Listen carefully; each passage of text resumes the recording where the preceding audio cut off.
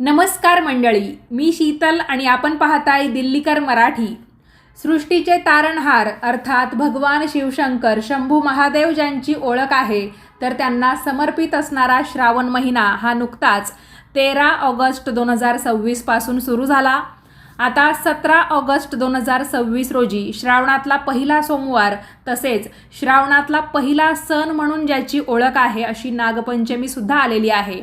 बऱ्याच जणांना त्यामुळे प्रश्न पडलेला आहे, आपण नागपंचमीचा जो भावाचा उपवास धरत असतो तर तो कधी सोडायचा। उपवास काही जण नागचतुर्थीच्या दिवशी म्हणजे नागपंचमीच्या आदल्या दिवशी धरतात आणि नागपंचमीच्या दिवशी सोडतात। बरेच जण नागपंचमीच्या दिवशीच उपवास धरतात अगदी सकाळी सूर्योदयापासून, आणि एकदा की आपली पूजा आटोपली की आपण हा उपवास सोडायचा असतो। म्हणजे सर्वात आधी नागोबाची पूजा होते आणि त्यानंतर आपण त्यांना नैवेद्य दाखवून उपवास सोडतो। मग त्यासाठी संध्याकाळचीच वेळ उपवास सोडण्यासाठी होते असं नाही, बरेच जण दुपारीच उपवास सोडतात। पण तुमच्यापैकी जे व्यक्ती श्रावणाचा सोमवार सुद्धा करतात म्हणजे व्रत करतात, उपवास धरतात, तर अशांनी उपवास हा सोमवारच्या दिवशी म्हणजे 17 ऑगस्टला संध्याकाळी सूर्यास्त झाल्यानंतरच सोडायचा आहे आपल्या नेहमीच्या उपवास सोडण्याच्या वेळेमध्ये।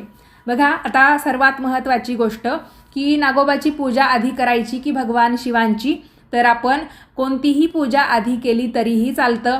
दोन्हीही पूजा भगवान शिवशंकरांनाच समर्पित आहे। दुसरी गोष्ट ही की श्रावणाचा पहिला सोमवार असल्यामुळे आपण कोणती शिवामूठ अर्पण करायची। बघा, शिवामूठ म्हणजे काय, तर आपण आपल्या उजव्या हाताच्या मुठीमध्ये धान्य पकडून, म्हणजे एक विशिष्ट प्रकारचं धान्य प्रत्येक सोमवारी असतं, तर ते धान्य आपण उजव्या हाताच्या मुठीत पकडतो आणि ते शिवलिंगावर अर्पण करतो। एक प्रकारे धान्याचा अभिषेक आपण शिवलिंगावर करतो। तर अशा धान्याच्या मुठीला शिवामूठ असं म्हटलं जातं, कारण भगवान शिवशंकरांच्या नावाने आपण हा उपवास करतो। तर श्रावणाच्या पहिल्या सोमवारी आपल्याला अखंड तांदळाची शिवामूठ अर्पण करायची आहे आणि ती अर्पण करताना आपल्याला भगवान शिवांचा शिवामुठीचा एक विशिष्ट मंत्रसुद्धा म्हणायचा असतो। तर तो मंत्र कोणता, पूजा कशी करायची याबद्दल सविस्तर माहिती सांगणारा व्हिडिओ आपल्या दिल्लीकर मराठी या यूट्यूब वाहिनीवर उपलब्ध आहे।